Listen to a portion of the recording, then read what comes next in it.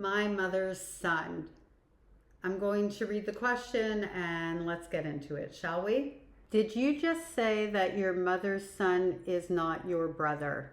Hell yes, I did. He is biologically my half brother. Outside of that, he is my mother's son, and we grew up in the same household together with two very, very different experiences and two different mothers. Because when you're a child, or when there's siblings, let me rephrase it. I have three kids, and my children got three different versions of me. They got the same love, they got the same mother across the board in a great deal of ways. But, we develop and we grow and we have different levels of patience and time and maybe finance and healing and all of those different things. I mean, my poor little first pancake, my first daughter, I had her when I was 17. So in every household, as parents, there are differences between our relationships, not the love, but our relationships with each of our children, because we learn things along the way, and maybe we even become more patient along the way, and all of those different things. With a narcissistic parent, though, it's a completely different ball of wax.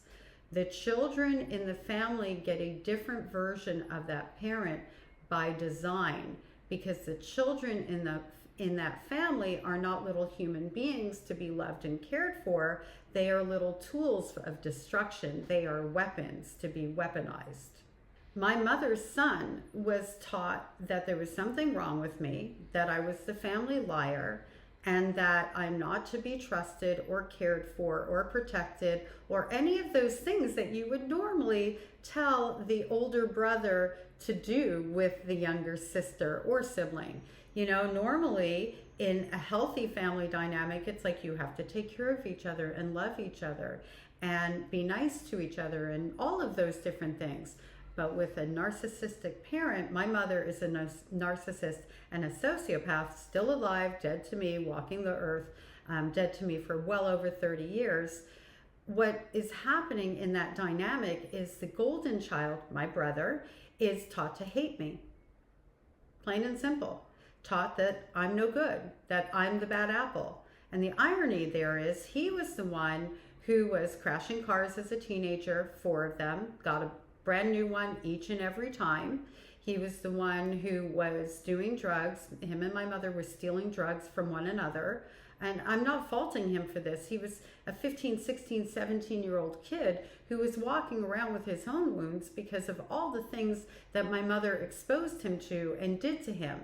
Unfortunately, he was taught to be her son, not my brother.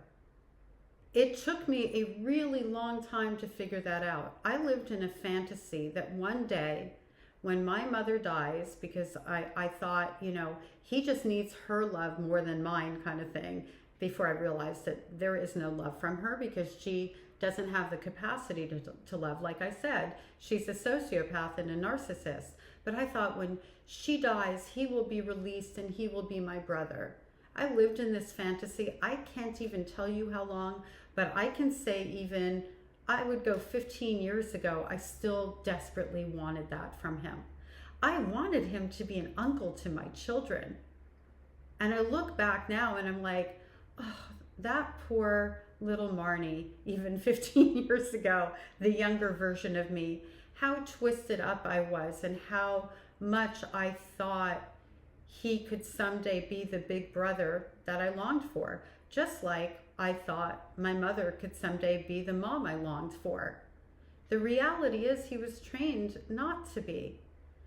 When I was in my early 20s, I had a conversation with my brother. I called him, and he was the only family member I disclosed this to, the only one I was brave enough to open up to, and I thought he was going to be my brother in that moment, and that we would have that, oh my God, sister, I'm so sorry. Oh, what can I do?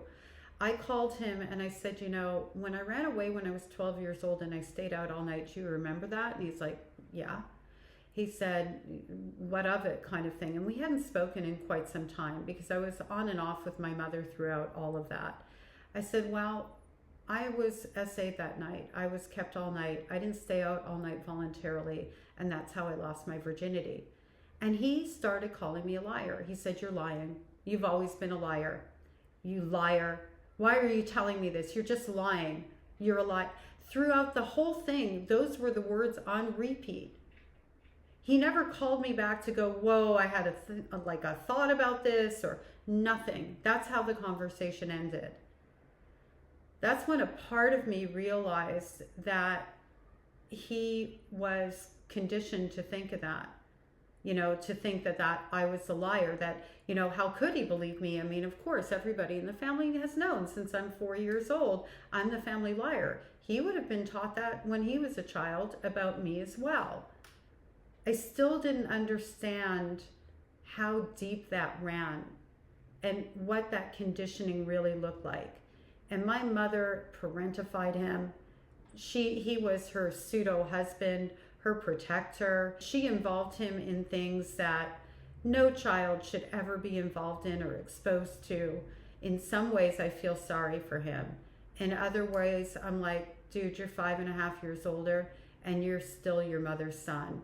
And that's where we're at. So I accept the fact that they are each other's people, and I don't want to be that people who could ever treat a person the way that they treated me. And just as a little side note, because I know that this is something that will resonate for a lot of people, I was under the impression for a really long time, and one of the reasons I made that phone call was he saw who my mother was in some ways.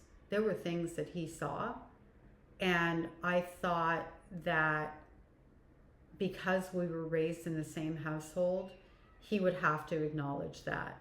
And I was wrong.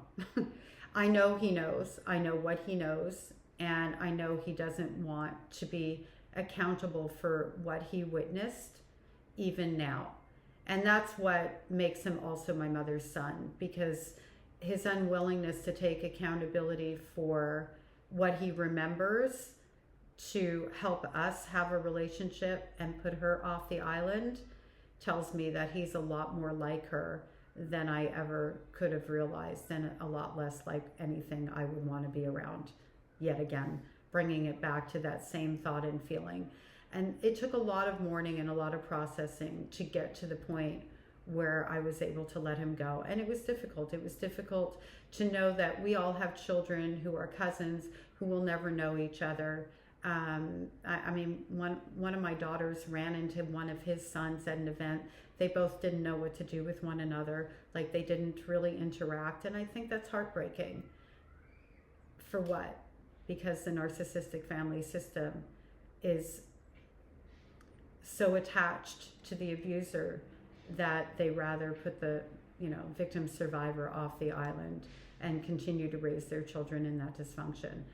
Nobody's winning in this situation except for someone like my mother, because she takes great pleasure, I'm sure, in the knowledge that she has control over all of them. And they can say that she doesn't, but the proof is in the pudding. Nobody's standing here except me.